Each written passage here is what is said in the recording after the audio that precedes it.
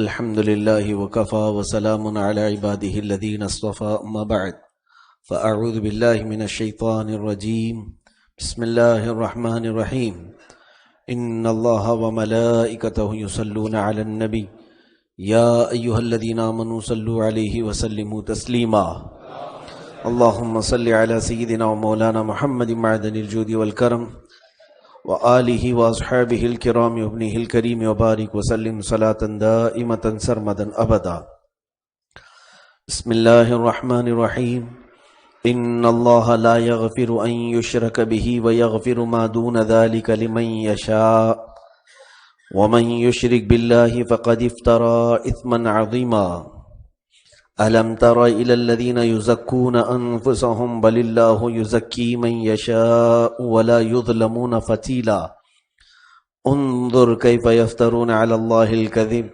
وكفى به إثما مبينا صدق الله مولانا العظیم۔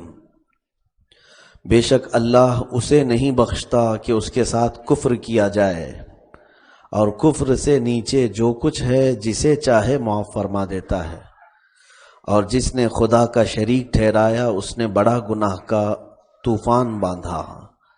کیا تم نے انہیں نہ دیکھا جو خود اپنی ستھرائی بیان کرتے ہیں؟ بلکہ اللہ جسے چاہے ستھرا کرے، اور ان پر ظلم نہ ہوگا دانہ خرما کے ڈورے برابر۔ دیکھو کیسا اللہ پر جھوٹ باندھ رہے ہیں، اور یہ کافی ہے صریح گناہ۔ یہ آیتیں یہاں پر رکوع ختم ہو گیا، سورہ نساء کی تقریباً 50 آیتیں تلاوت ہو گئی۔ یہاں سے کفر اور شرک کے متعلق یہ آیتیں آئی ہیں۔ اس سے قبل یہ بیان گزر چکا ہے، میں نے شرک کی ڈیفینیشن پوری بیان کی تھی۔ اب یہ آیت کا شان نزول میں بتاؤں کہ کب یہ نازل ہوئی تھی۔ آیت کے نزول ہونے کا جو سبب بیان کیا گیا ہے تفسیر میں وہ یوں ہے کہ اللہ کے حبیب صلی اللہ تعالیٰ علیہ وسلم نے جب یہ فرمایا لا تقنطوا من رحمت اللہ، اللہ کی رحمت سے نا امید نہ ہو، اور کچھ آیتیں ایسی آئیں کہ اللہ تعالیٰ نے اس میں فرمایا کہ جس نے بھی اپنی جان پر ظلم کیا، گناہ کیا، اللہ اسے معاف کرے گا، وہ توبہ کر لے۔ تو صحابی رسول دربار رسالت میں آپ صلی اللہ علیہ وسلم میں حاضر ہوئے، اور اس صحابی نے یہ کہا کہ یا رسول اللہ صلی اللہ علیہ وسلم، اللہ نے تو یوں فرمایا کہ سارے گناہ معاف کر دوں گا، ان اللہ یغفر الذنوب جمیعا۔ آیت پہلے یہ آئی تھی کہ بے شک اللہ سارے گناہوں کو معاف کرے گا۔ تو وہ حاضر ہو کر کے انہوں نے کہا کفر اور شرک بھی تو گناہ ہے نا، کفر اور شرک بھی گناہ ہی ہے، تو کیا اللہ تعالیٰ جب سارے گناہ کو معاف کرے گا تو کفر اور شرک کو بھی معاف کرے گا؟ تو یہ سوال تھا صحابی کا کہ اللہ کے ساتھ کسی نے شریک ٹھہرایا، یعنی دو خدا مان لیا، یا اللہ کا کسی کو بیٹا کہہ دیا، یا اللہ کی کسی کو بیوی بنا لیا، معاذ اللہ رب العالمین۔ تو یہ جو اس نے اللہ کے ساتھ شرک کیا یا کفر کیا ہے؟ دین اسلام کی کسی بھی اہم چیز کا انکار کیا۔ مثال کے طور پر جس نے یہ کہا کہ میں نماز کو نہیں مانتا، قرآن کو نہیں مانتا، زکوٰۃ کو نہیں مانتا، روزوں کو نہیں مانتا، حج کو نہیں مانتا، یہ ضروریات دین ہے، دین کی بنیادیں ہیں یہ۔ کسی نے کہا کہ میں جنت و دوزخ وغیرہ کو نہیں مانتا، میں فرشتوں کو نہیں مانتا، نبیوں کو نہیں مانتا، یہ تمام چیزیں جس نے بھی کہا اس نے کفر کیا۔ اس نے کیا کیا؟ کفر کیا۔ اور شرک الگ چیز ہے۔ شرک فرق صرف اتنا ہے، انکار کرنے کا نام کفر ہے، اور اللہ کے ساتھ کسی دوسرے کو شریک کرنے کا نام شرک ہے، چاہے اس کی ذات میں شریک کرو یا اس کی صفت میں کسی کو شریک کرو۔ تو شرک اور کفر یہ دو بڑی چیزیں ہیں، نحوستیں ہیں۔ تو صحابی رسول نے حضور سے یہ پوچھا کہ جب اللہ نے یہ وعدہ کیا ہے کہ سارے گناہ معاف کروں گا، تو کفر اور شرک جس سے ہوا ہے کیا وہ بھی قیامت کے دن معاف ہو جائیں گے؟ تب یہ آیت نازل ہوئی۔ یہ آیت اللہ تعالیٰ نے صاف وضاحت کے ساتھ بیان فرما دیا، ان اللہ لا یغفر ان یشرک بہ، بے شک اللہ اس کے ساتھ شرک کرنے والے کو ہرگز معاف نہیں کرے گا. بات ہو گئی. شرک کو اللہ تعالی معاف نہیں کرے گا، کفر کو اللہ معاف نہیں فرمائے گا. وَيَغْفِرُ مَا دُونَ ذَلِكَ لِمَن يَشَاءُ، اور اس کو چھوڑ کر کے جو کچھ بھی ہو اللہ جسے چاہے معاف کرے گا، جیسے بھی گناہ ہوں، لیکن وہ معافی کے قابل ہیں. اللہ رب العزت اسے معاف کرے گا. اب وہ معاف کرنے کے الگ الگ معاملات ہیں. اب دیکھیں یہاں میں گناہوں کی الگ الگ کیٹیگریز بتاتا ہوں کہ جب بندہ توبہ کرے تو کیسے توبہ کرے. گناہ دو قسم کے ہیں، ایک حقوق اللہ اور ایک حقوق العباد. حقوق اللہ کا مطلب ہے کہ جو حقوق اللہ سے متعلق ہیں، جیسے کچھ گناہ، کچھ نافرمانیاں اس نے ڈائریکٹ اللہ کے ساتھ کیا. شراب پیا، اس نے نافرمانی کی اللہ کے ساتھ. اور اس نے زنا کیا، اس نے نافرمانی کی ہے ڈائریکٹ اللہ کے حکم کی. نماز نہیں پڑھا، روزہ نہیں رکھا، کس کی نافرمانی کیا اس نے؟ اللہ کی. ایک گناہ یہ ہے. دوسرا ہے حقوق العباد کو خراب کرنا. وہ جیسے کہ کسی بندے کو مارا، کسی کو گالی دے دیا، کسی کا مال ہڑپ لیا، کسی کو دھوکہ دے دیا. یہ بندہ بندے کو جو کر رہا ہے اس کو کہتے ہیں حقوق العباد. یہ بندوں سے متعلق گناہ ہے. تو دو قسم کے ہو گئے گناہ، ایک حقوق اللہ اور ایک حقوق العباد. اب توجہ سے سنیے، اللہ رب العزت نے یہاں فرمایا ہے وَيَغْفِرُ مَا دُونَ ذَلِكَ لِمَن يَشَاءُ.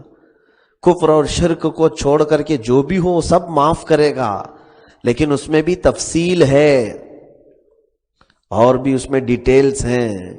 کیسے؟ شرک اور کفر کو میں نے پہلے سمجھا دیا ہے، وہ معاف نہیں ہوں گے. اب اس کے علاوہ جو دو چیزیں میں نے بتایا، حقوق اللہ اور حقوق العباد. حقوق اللہ میں بھی کچھ گناہ صرف توبہ سے معاف ہو جائیں گے. کچھ گناہ صرف، یعنی اللہ کی نافرمانی کیا تھا، اب وہ توبہ کر لے، اسی سے معاف ہو جائیں. کچھ گناہ ایسے ہیں جو صرف توبہ سے نہیں معاف ہوں گے، اس کا کفارہ یا اس کی بھرپائی کرنی پڑے گی آپ کو. وہ دونوں چیزیں ہیں، میں بتاتا ہوں. شراب ہے، شراب پیتا تھا، اب جس دن بھی اسے احساس ہوا، ہدایت ملی، وہ چھوڑ دے، اسی دن توبہ کرے. اب یہ گناہ صرف توبہ سے معاف ہو سکتا ہے. اللہ رب العزت جب چاہے بندے کو معاف کر دے. سود کھاتا تھا، اس گناہ سے توبہ کر لے. اس کے علاوہ جیسے زنا اس سے ہو گیا ہے، شریعت اسلامیہ اگر قائم ہے، حکم یعنی اگر شریعت اسلامیہ چل رہی ہے کسی جگہ حکومت کے اعتبار سے، تو پھر اس کو سزا دی جائے گی. لیکن سزا کا یہاں پر نہیں ہے، اسلامی حکومت نہیں ہے، تو پھر اب اس کے حق میں کیا ہے؟ توبہ کرے. وہ توبہ کرے، معاف ہو جائے گا. یہ گناہ کیسے ہیں؟ شراب کا، زنا کا، یہ تمام چیزیں حقوق اللہ ہے. اور توبہ کرے، لیکن اس کے بعد یہ بھی دیکھا جائے گا کہ وہ اپنی توبہ پر قائم ہے یا نہیں. اب توبہ کیا، پھر دوسرے دن وہی کیا، تو اس نے توبہ نہیں کیا، اس نے کھیل کھیلا. اس نے کھیل کھیلا ہے، وہ اپنی توبہ سے مکر گیا، اپنے وعدے سے پھر مکر گیا. لیکن پھر بھی رحمان اللہ کریم موت تک اسے مہلت دیا ہے، پھر توبہ کر لے، پھر معاف کروں گا. لیکن اگر وہ روزانہ کھیلتا ہی رہا تو ایک دن اس سے اللہ تعالیٰ توبہ کی توفیق بھی چھین لیتا ہے، ختم کر دیا. تو خیر، یہ توبہ سے معاف ہوں گے گناہ.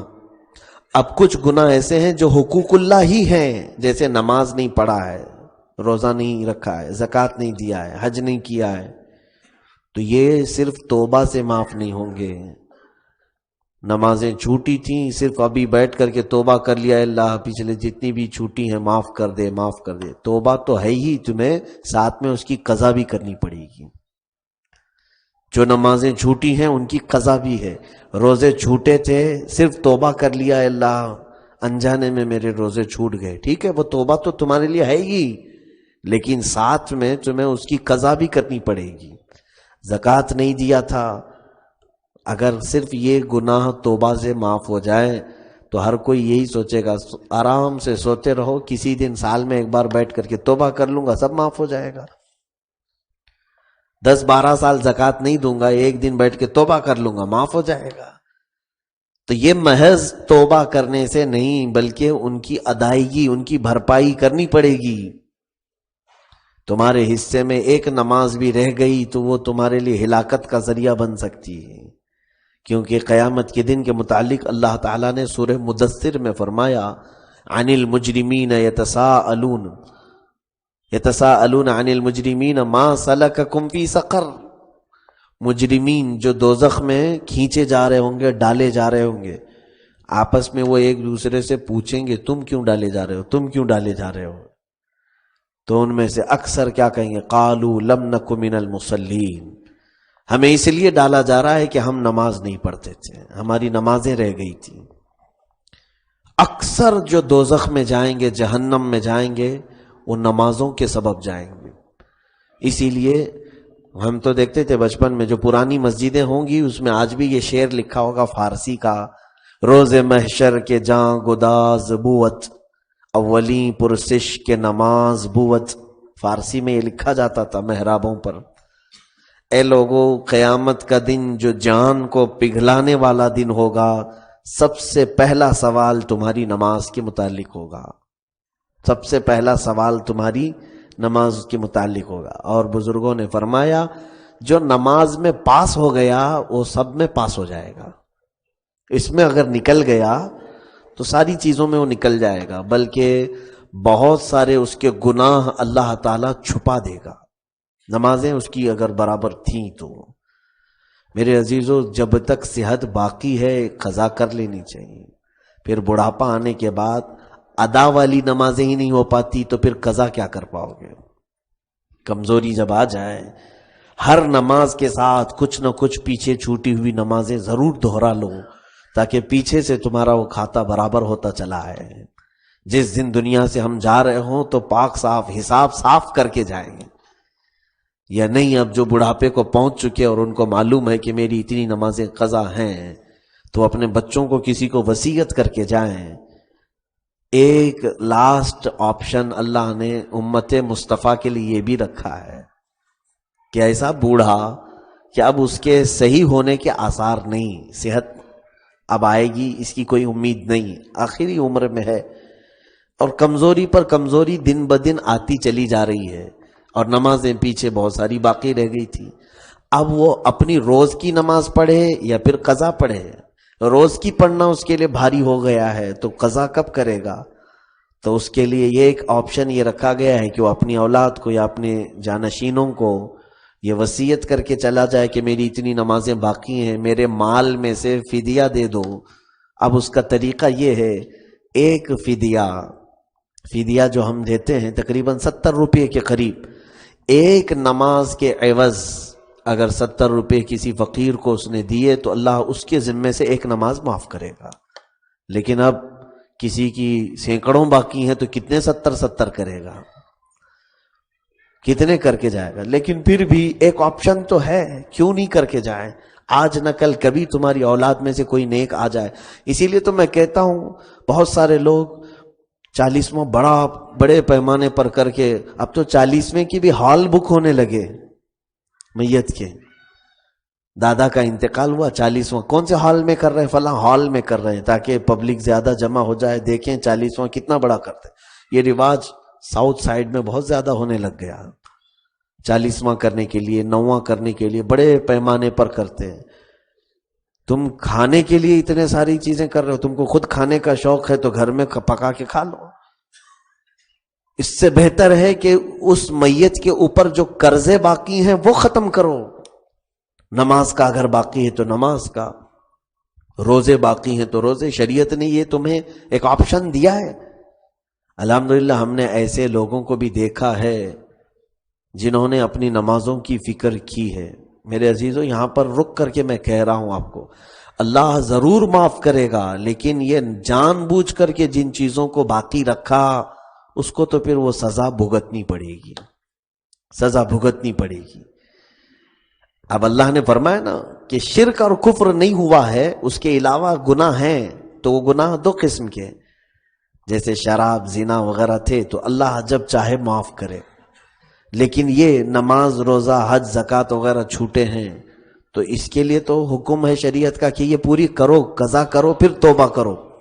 نہیں کیا آپ نے، کیا کریں گے آپ؟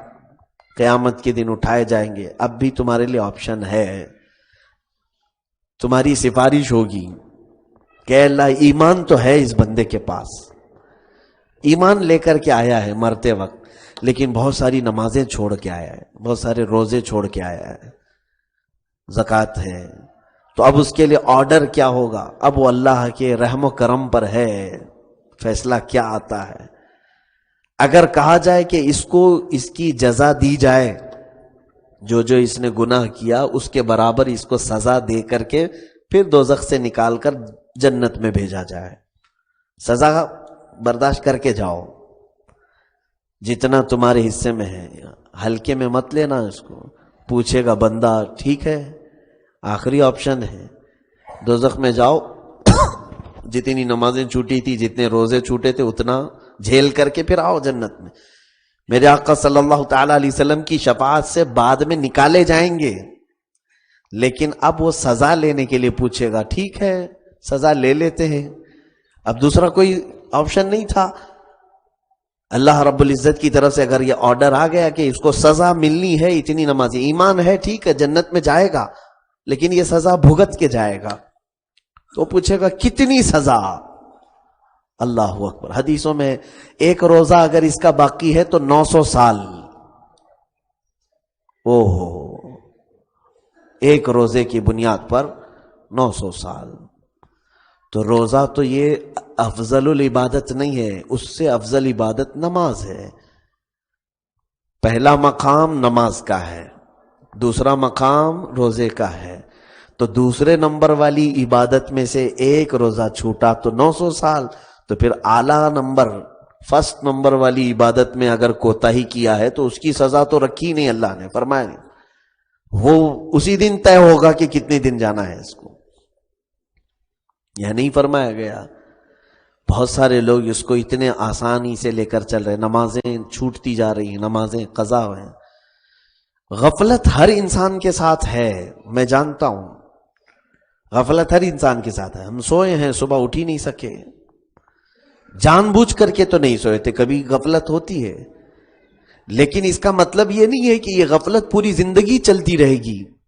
جس دن ایسی غفلت میں نماز چلی گئی، ہم جا رہے تھے، نماز کا وقت ہوا، کہیں پڑھنے کا موقع ہی نہیں ملا، اسی گہما گہمی تھی کہ نماز کا ٹائم چلا ہی گیا، اس کے لیے یہی چیز ہے کہ دل میں افسوس ظاہر کرو، ہے افسوس کہ میری زندگی سے ایک نماز آج چلی گئی۔ جس دن تمہارے دل میں یہ پچھتاوا ہوگا، افسوس ہوگا، سمجھ لینا میں یہ گارنٹی دے رہا ہوں، اللہ اس نماز کی قضا کی توفیق تمہیں مرنے سے پہلے ضرور دے گا۔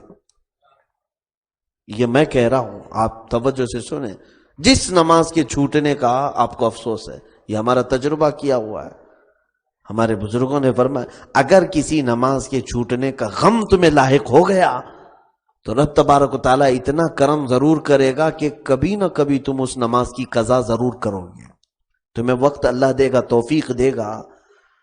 تو یہاں پر ہم تو ڈھیروں ساری نمازیں لے کر کے بیٹھے ہیں بہت سارے، تو اسی لیے میں بچوں کو بار بار نصیحت کرتا ہوں کہ ابھی تم نئی کچی عمر میں ہو، بلوغیت میں ابھی داخل ہو رہے ہو، فرضیت ابھی شروع ہو رہی ہے، ابھی سے حساب صاف کر کے مینٹین کرو، بعد میں بڑا ٹینشن نہیں ہوگا۔ بوڑھوں سے پوچھو، کسی کی 25 سال کی باقی ہے، کسی کی 20 سال کی باقی ہے، وہ پیچھے دیکھتا ہے تو وہ حیرت میں رہ جاتا ہے، اور پھر شیطان اس کو مایوس کر دیتا ہے، ارے اتنی نمازیں کب پڑھے گا؟ تو اسی مایوسی میں اس کی موت آ جاتی ہے، وہ ویسی کی ویسی باقی رہتی۔ اچھا، اب قبر کے متعلق یہ فرمایا گیا، دیکھو میں ایمان کی بات نہیں کر رہا ہوں، ایمان ہے آپ کے ساتھ تو ٹھیک ہے، لیکن یہ جو گناہ ہوئے ہیں اللہ معاف کرے گا، کچھ کو سزا دے کر کے معاف کرے گا اور کچھ کو بے حساب بھی معاف کرے گا۔ وہ خوش نصیب بندوں میں مولا اگر ہمارا نام شامل کرے تو کیا ہے، زندگی وصول ہو گئی کہ یہاں بھی عیش سے جی لیے، وہاں پر بھی انعام مل گیا، حضور صلی اللہ علیہ وسلم نے فرمایا وہ بندہ بہت خوش نصیب ہے قیامت کے دن جو دنیا میں تو عیش میں رہا اور قیامت کے دن مولا نے اس کو کسی وجہ سے فضل کر دیا اور کہا جا آج تیرا حساب نہیں ہوگا، جنت میں چلا جا۔ حضور فرماتے ہیں وہ تو دونوں جہاں میں ادھر بھی اچھے سے گزار لیا اور ادھر بھی پکڑا نہیں گیا۔ تو اس امید میں، اس بھروسے پہ ہر کوئی نہ رہے۔ صدیق اکبر رضی اللہ تعالیٰ عنہ کا ایمان ہونا چاہیے۔ آپ نے یہ فرمایا ہے قیامت کے دن اللہ تعالیٰ اگر 100 لوگوں میں سے ایک کو پکارے کہ 99 جنت میں جائیں گے، ایک دوزخ میں جائے گا، تو حضرت ابوبکر فرماتے ہیں میں یہ ڈروں گا کہ وہ ایک میں تو نہیں، ابوبکر صدیق رضی اللہ تعالیٰ۔ اور اگر اللہ نے یہ اعلان فرما دیا کہ 100 میں سے 99 دوزخ میں جائیں گے، ایک جنت میں میرے رب کی رحمت سے امید لگائے رکھوں گا کہ وہ ایک جنتی میں بھی ہو سکتا ہوں۔ تو یہ ایمان دونوں کے بیچ میں ہے، خوف اور امید کے بیچ میں۔ اب یہاں پر نمازوں کے قضا کا مسئلہ ہے۔ میں آپ سے اس سے قبل بھی کہا، اب بھی جس کے پاس وقت ہے وہ لگ جائے اور دیکھنا جو بندہ، کیونکہ اللہ کا وعدہ ہے، تم رب تعالیٰ سے ہی کہو کہ اے مولا تو نے ہی تو فرمایا حدیث قدسی میں کہ جو میری طرف بڑھنا چاہے تم 1 قدم بڑھاؤ گے میری رحمت 10 قدم آگے آئے گی۔ حدیث سنا ہے نا آپ نے؟ ایک بالشت کوئی آئے گا، اللہ رب العزت فرماتا ہے میں 1 قدم آگے بڑھ کر کے اسے لے لوں گا۔ اگر کوئی چل کر کے میری طرف آئے تو میں دوڑ کر کے اس کو لے لوں گا، یعنی رب کی رحمت۔ تو تم خود اللہ سے یہ کہو اے مولا دیکھ میں تیری طرف آنا چاہ رہا ہوں، میں اب یہ نمازیں قضا پوری ادا کر کے آنا چاہ رہا ہوں، تو رب تبارک و تعالیٰ تمہیں طاقت بھی دے گا، قوت بھی دے گا، شیطان کے ہر طرح کے وسوسوں سے بھی بچا لے گا۔ میں شاید اس سے قبل بھی کہا ہوں، ایک بار ہمارے ہی علاقے کی خاتون تھیں، بڑی وہ نیک پارسا عورت، لیکن مجھے یہ بھی نہیں معلوم کہ عورتوں میں ایسی بھی خواتین موجود ہیں۔ ہاسپٹل میں تھی وہ، آخر عمر میں مجھے بلوایا، انہوں نے کہا کہ آپ آئیں۔ میں یہی سوچ کر کے گیا عیادت کرنا ہے، آخری دن ہے ان کے، ہو سکتا ہے کچھ پانی دم کریں، کچھ ان کو دعا کرنے کے لیے، تعویذ کے لیے ہی بلائیں گے، مریض اور کیا کریں گے۔ میں گیا تو ہاسپٹل میں تھی، اس بوڑھی خاتون نے نہ مجھے کچھ پڑھنے کے لیے کہا نہ دم کرنے کے لیے کہا، بلکہ یہ کہنے لگی مفتی صاحب جب سے میں ہاسپٹل میں آئی ہوں مجھے یہاں نماز پڑھنے کی دقت ہے، وضو کرنے کو نہیں ملتا، تو مجھے یہ بتائیں کیا میں یہاں پلنگ کے اوپر تیمم کر کے نماز پڑھ سکتی ہوں؟ جبکہ اس خاتون کا چلنا پھرنا بند ہو چکا تھا۔ مجھے اس دن حیرت ہوئی کہ ہاسپٹل میں یا اخیر دنوں میں اس خاتون کو اس بات کا ٹینشن ہے کہ وضو کرنے نہیں مل رہا ہے، تیمم کر کے نماز پڑھو۔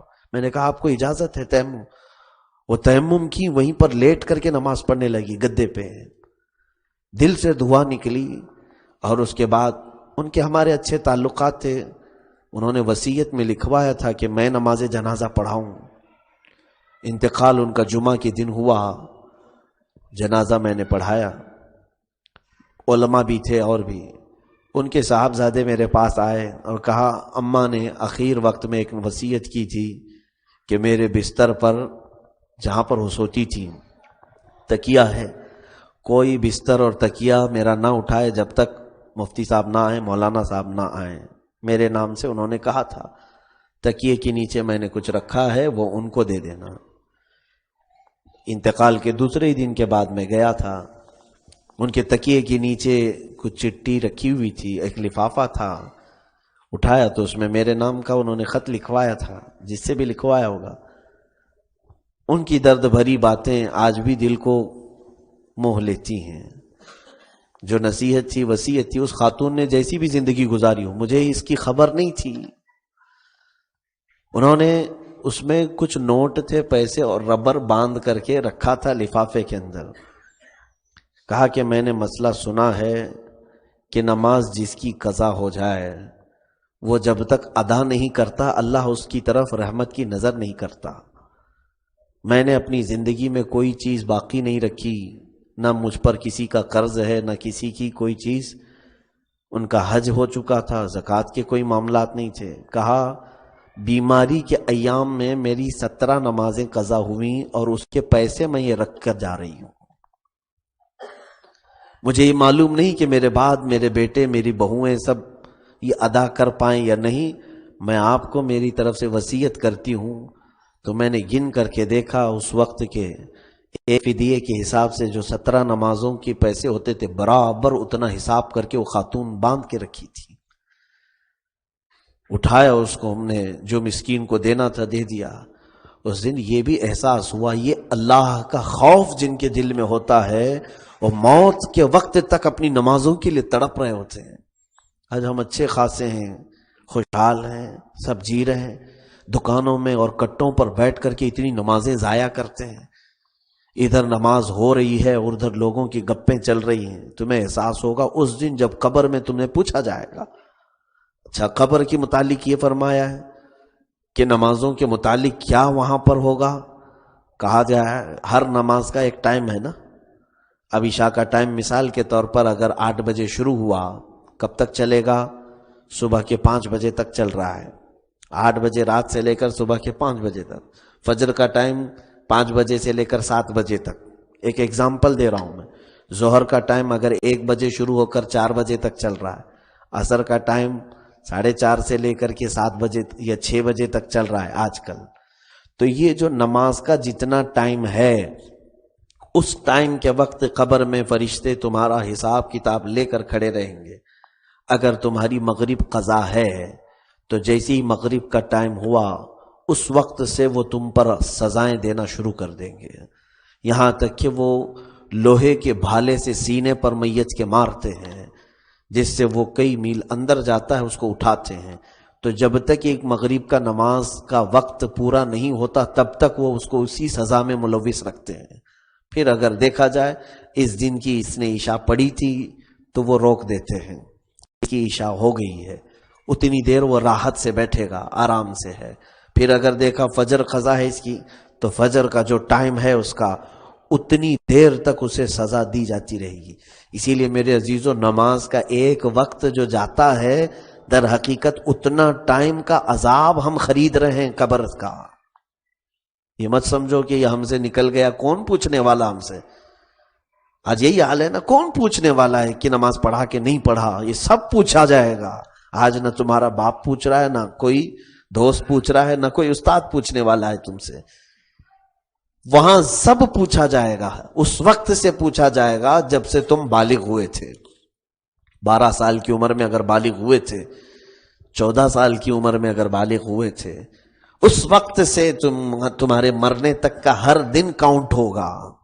ہر دن کاؤنٹ ہوگا, ڈیٹ وائز کاؤنٹ ہوگا اس دن کا. اور تمہیں وہ یاد بھی دلایا جائے گا, یہ دن دیکھو تمہارا, اس دن تمہاری اتنی نمازیں قضا ہیں. تم نے 3 پڑھی تھی, 2 قضا ہیں. تم 1 پڑھے تھے اور 4 قضا ہیں. کوئی دن دکھائیں گے 5 قضا ہیں, پورے 24 گھنٹے عذاب میں رہو. تو یہ سلسلہ قیامت تک چلتا رہے گا. میرے عزیزو, پھر اللہ رب العزت کی رحمت ہو جائے یا کسی کی دعا ہو جائے یا مولا تعالیٰ بخشش کا ہمارے لیے کوئی سہارا پیدا کر دے, ورنہ پھر ہم اپنے ان تمام کیے ہوئے گناہوں کی سزا ضرور بھگتیں گے. یہ رہی بات حقوق اللہ میں سے نماز, روزے, حج, زکوٰۃ کے متعلق.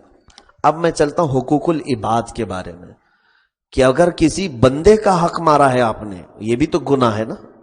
کسی کا پیسہ ہڑپ لیا, کسی کو گالی دیا, کسی کو مارا ہے آپ نے, یا کسی کو دھوکہ دیا ہے, یہ حقوق العباد ہے.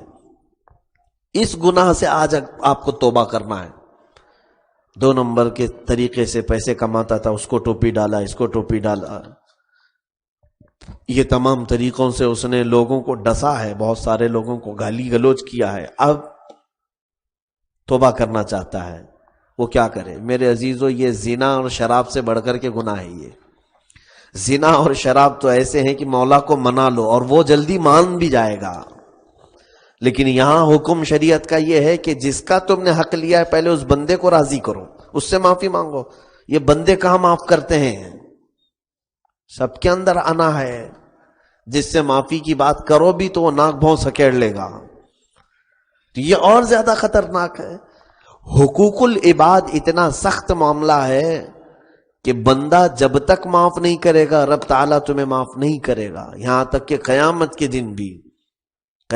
دن بھی اٹھائے جاؤ گے، اور اس کے بعد جس کی تم نے غیبت کی تھی، جس کو تم نے گالیاں دی تھی، جس کا تم نے مال کھایا تھا، چاہے وہ ایک آنا ہی کیوں نہ ہو، قیامت کے دن تمہیں اٹھایا جائے گا اور وہ سارے لوگ کھڑے ہوں گے جن کا تمہیں حق دینا تھا، وہ سب سوال کریں گے، اے اللہ میرا اس نے یہ کھایا ہے، مجھے اس نے گالی دی ہے، میری اس نے غیبت کی ہے، مجھے اس نے مارا ہے۔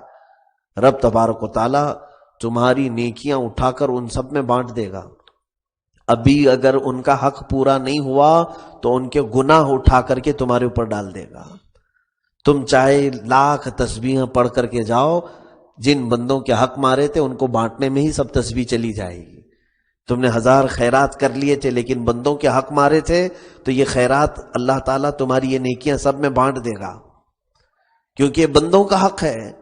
اللہ سے جڑا ہوا جو گناہ ہے، اللہ کی نافرمانی سے جو جڑا ہوا ہے، وہ مولا کریم ہے، کبھی بھی معاف کرے گا۔ ایک آنسو کا قطرہ رب تبارک و تعالیٰ کو بڑا پسند ہے، لیکن بندہ کہاں معاف کرے گا؟ بندہ نہیں معاف کرتا، قیامت کے دن تو اور بھی نہیں معاف کرے گا۔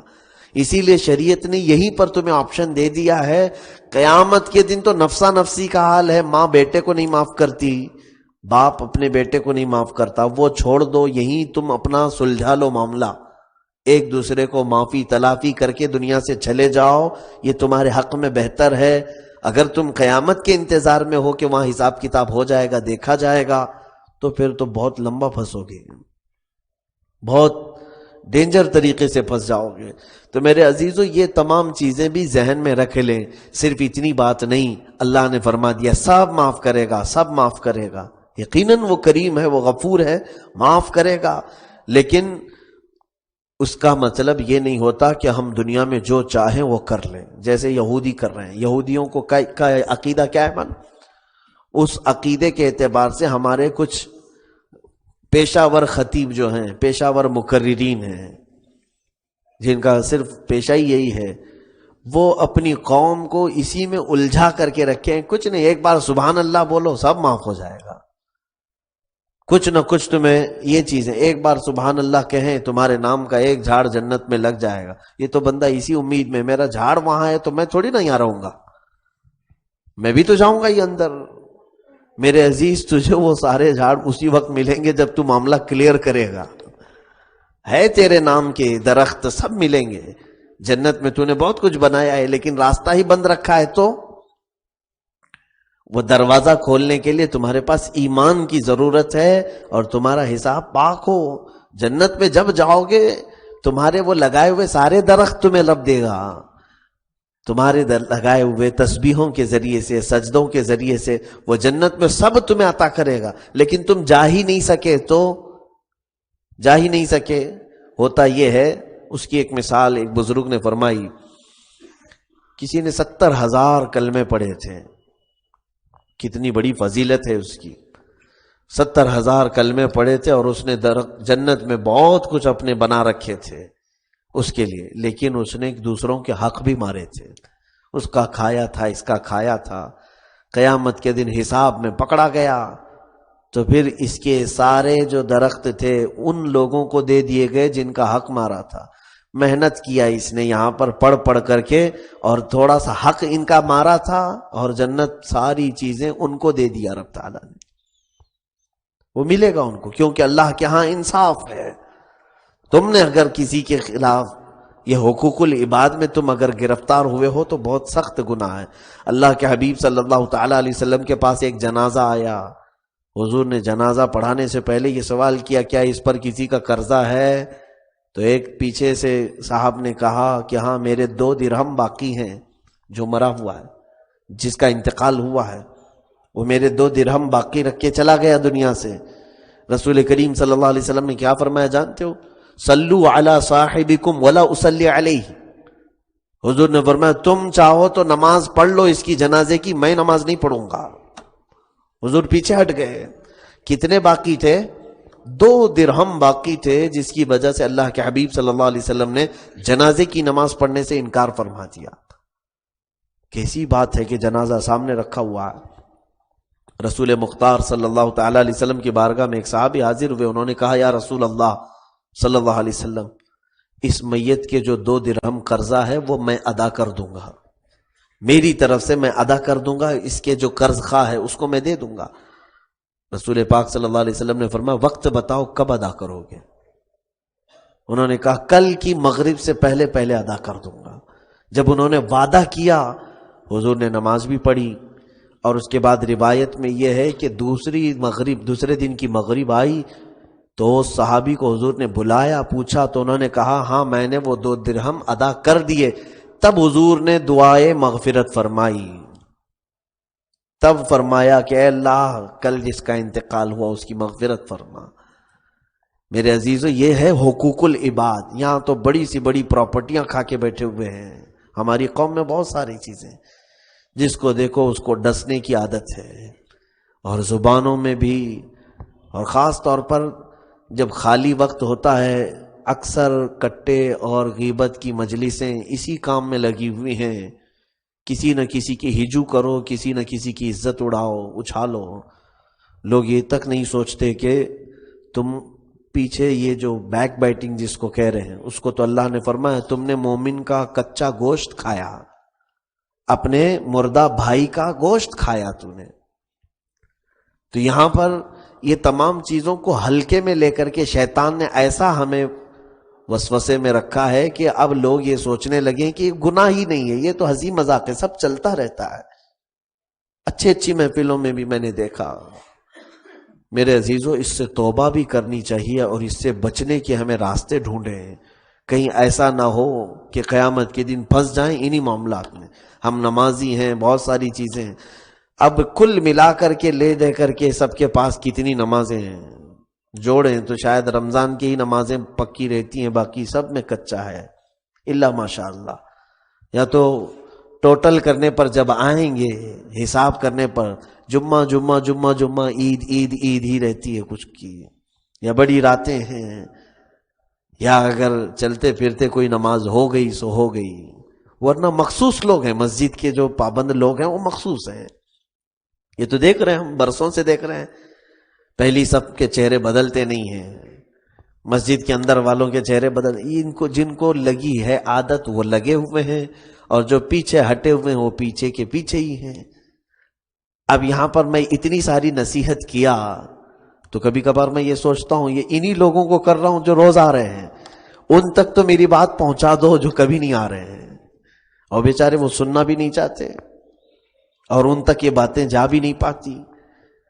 خیر، اللہ رب العزت بڑا کریم ہے، اس نے جب یہ وعدہ فرمایا ہے کہ اس کے علاوہ، شرک اور کفر کے علاوہ جو کچھ بھی ہے اسے معاف کرے گا، تو اس کی ذات سے امید رکھو، رحم کی امید رکھو، لیکن ساتھ میں عمل بھی جاری رکھو۔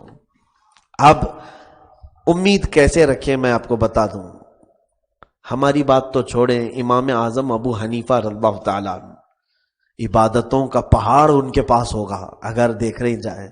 جس جگہ امام اعظم ابو حنیفہ رحمۃ اللہ تعالیٰ علیہ دفن ہیں بغداد میں، تاریخ میں لکھا ہے اس جگہ پر امام اعظم ابو حنیفہ نے 6000 ختم قرآن کی ہیں۔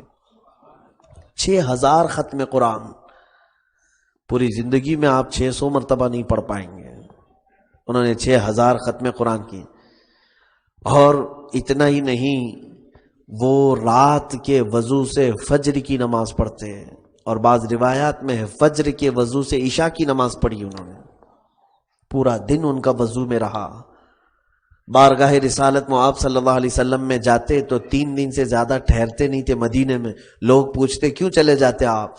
تو کہتے کہ جب تک میں مدینے میں ہوتا ہوں تو وضو نہیں توڑتا۔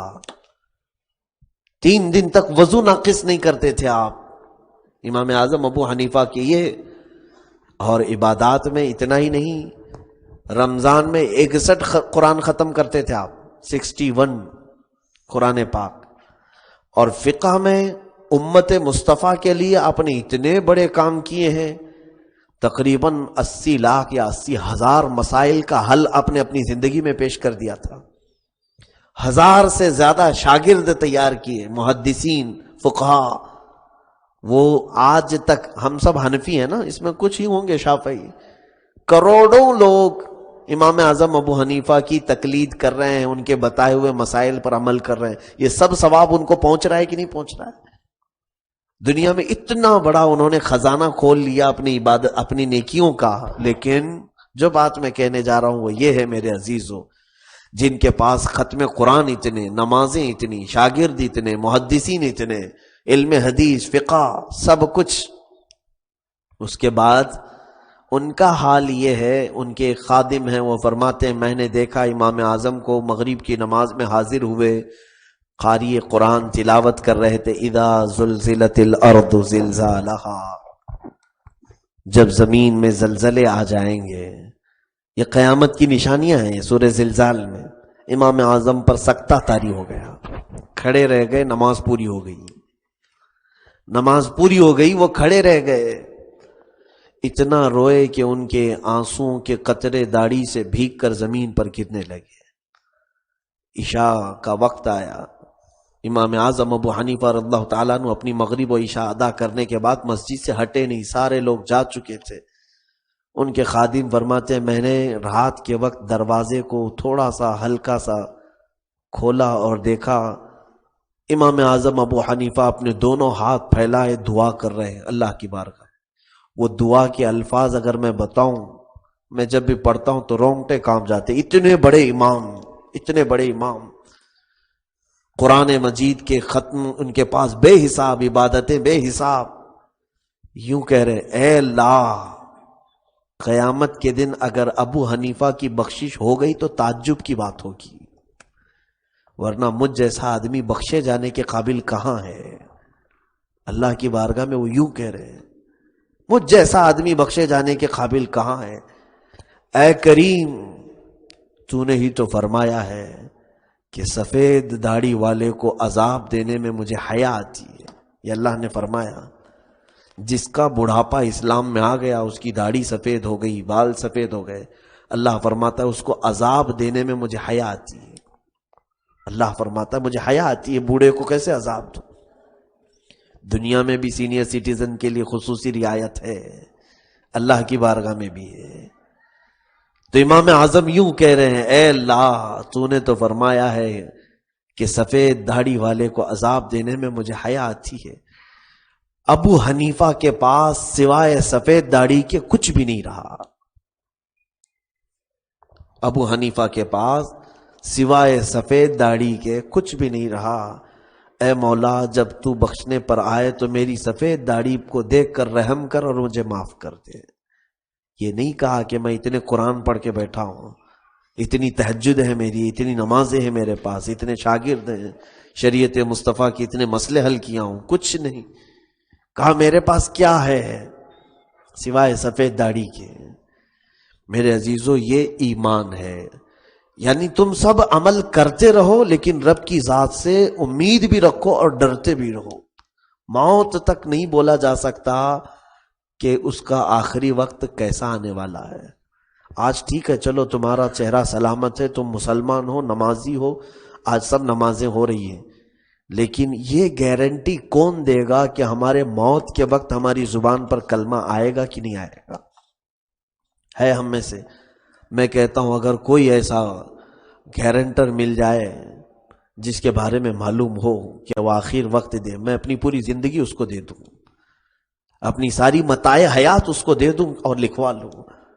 لیکن وہ دینے کی گارنٹی یا تو کسی نبی کے پاس ہوتی یا اللہ کا کوئی خاص ہوتا. بلکہ اولیاء کا حال یہ ہے، حضرت جنید بغدادی اتنا روتے تھے، اتنا روتے تھے، سید الطائفہ ہے، اور لوگوں سے کہتے تھے کہ اے لوگوں دیکھتے رہنا میرے آخری عمر کو، اگر میرے مرنے کے وقت میرا ایمان سلامت رہا، میں نے کلمہ پڑھ لیا ہے تو میری مریدی سے وابستہ رہنا، ورنہ پھر ہماری حیثیت خنزیر سے بھی گئی گزری ہے. اللہ اکبر. کیوں؟ فرماتے ہیں کہ اس لیے کہ جانوروں کا حساب و کتاب نہیں ہونے والا ہے، نہ کتوں کا حساب ہوگا نہ خنزیر کا حساب ہوگا، حساب تو انسان کا ہوگا. اگر کفر پر مر گیا تو پھر ہمیشہ ہمیشہ کے لیے دوزخ میں چلا گیا. وہاں سے نہ تمہیں نبی کی شفاعت لائے گی، نہ رب تبارک و تعالی رحم کرے گا. نہیں، قرآن میں کئی جگہوں پر فرمایا جو کفر پر دنیا سے گئے لا یکلمہم اللہ یوم القیامہ، اللہ ان سے بات بھی نہیں کرے گا، بات بھی نہیں، ولا ینظر الیہم، اللہ فرماتا ان کی طرف نظر بھی نہیں فرمائے گا جن کی کفر پر موت ہوئی۔ تو یہ خوف تو ہر ایک کے دل میں ہونا چاہیے کہ میں کہیں ایسا نہ ہو کہ میرا آخری وقت برا ہو جائے۔ اور حدیث پاک میں یہ بھی ہے کہ قیامت کے دن کافروں کو جب جھونک دیا جائے گا دوزخ میں، دوزخ کے جو داروغہ ہیں حضرت مالک، وہ ایک فرشتے ہیں، دوزخ کے دربان ہیں، وہ دروازے پر کھڑے ہوں گے۔ دوزخی جب ڈالے جائیں گے دوزخ کے اندر، ہولناک عذابات ہیں جس کا تذکرہ کیا کروں میں، ہولناک عذابات ہیں دوزخ کے۔ تو وہ چیختے رہیں گے، چلاتے رہیں گے جو کفر پر مرے تھے۔ کتنے سال حدیث پاک میں ملتا ہے، 1000 سال تک چلاتے رہیں گے۔ کس کو بولیں گے؟ مالک، حضرت مالک کو داروغہ دوزخ کو کہیں گے، تو داروغہ دوزخ 1000 سال کے بعد ان کی بات سنیں گے، کیا کہہ رہے ہو تم؟ وہ سب کفار کہیں گے کہ ہماری بات ہمارے رب سے کرا دے، اللہ سے ہماری بات کرا دے۔ داروغہ دوزخ کہتے ٹھیک ہے میں تمہاری بات کراتا ہوں۔ اس کے بعد داروغہ دوزخ پھر ان کی طرف نہیں دیکھیں گے، 1000 سال پھر گزر جائیں گے، 2000 سال وہ چیختے رہیں گے، چلاتے رہیں گے جو کفر پر مرے ہیں، صرف ان کی بات کر رہا ہوں۔ پھر دوسرا 1000 سال آئے گا، تب حضرت مالک پوچھیں گے کیا بات ہے، تمہارا کیا معاملہ ہے؟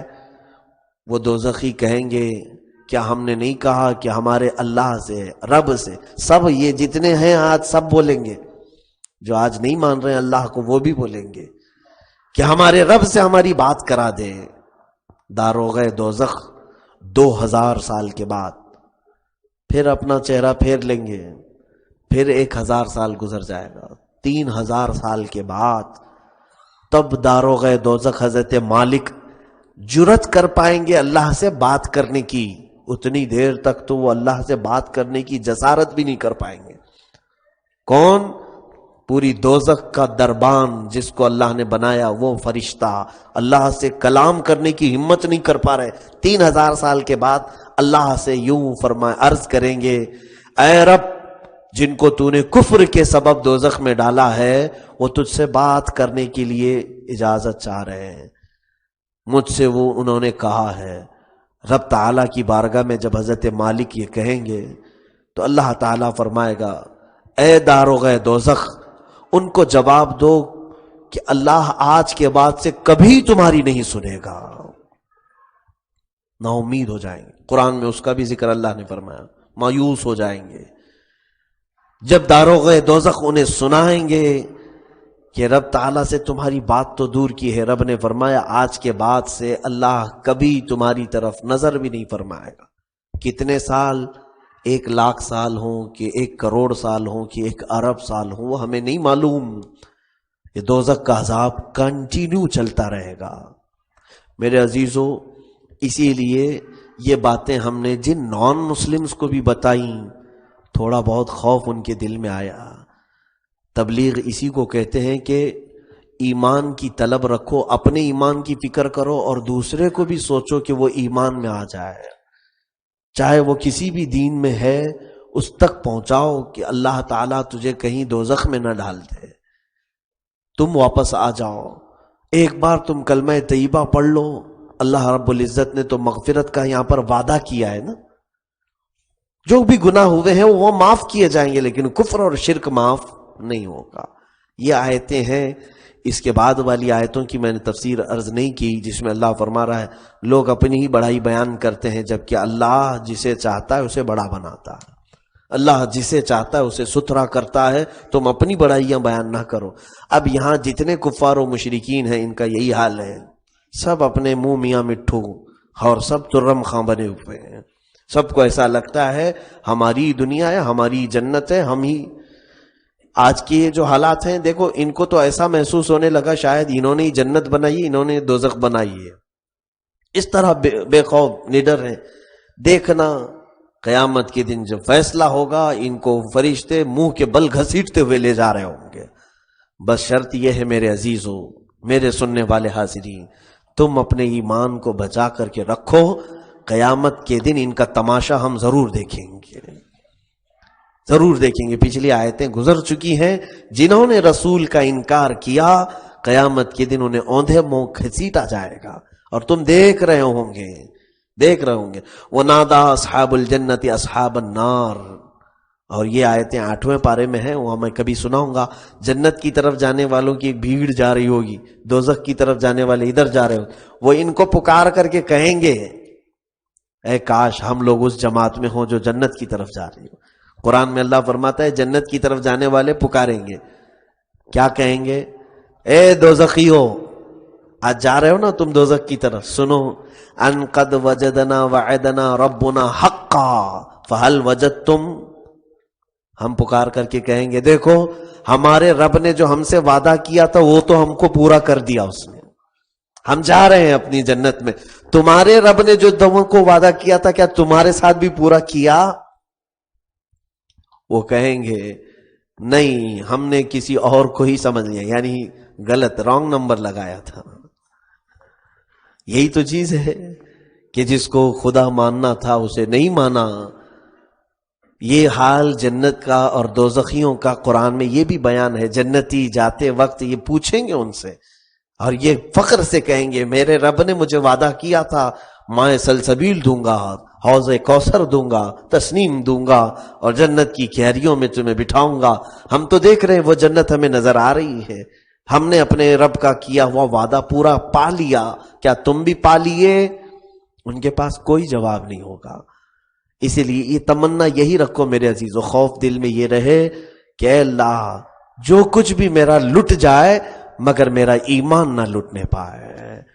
رب ذوالجلال سے یہ مانگو کہ مولا اگر دنیا میں میرے ساتھ روزی میں کمی آئی، بیمار جسم ملا، بچے نہیں ہوئے، پریشانیاں گھر کر گئیں، رب تعالیٰ مجھے تو صبر کی توفیق دے دے، سب یہ جھیل کر نکل جاؤں گا، بس مولا ان کے عوض میں تو مجھے میری موت کے وقت ایمان سلامت دے، کچھ رہے یا نہ رہے، پر یہ دعا ہے کہ امیر نزع کے وقت میرا ایمان سلامت رہے۔